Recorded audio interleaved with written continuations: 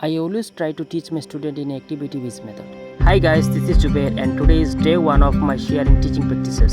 আজ আমাদের সরকারি স্কুলগুলিতে ব্যাগবিহীন দিন ছিল।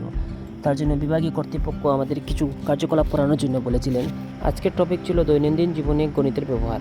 আমি আমার ছাত্রছাত্রীদেরকে নিয়ে ত্রিমাত্রিক বস্তু বানানোর চেষ্টা করি। আকৃতিগুলো বানানোর জন্য 3টি কালারের আর্ট পেপার নিয়েছিলাম। তো আমি আমার স্টুডেন্টকে জিজ্ঞাসা করলাম কোন কালারের আর্ট পেপার ব্যবহার করব। তারা সবাই একমত ছিল সবুজ রঙের কালারটি ব্যবহার করব।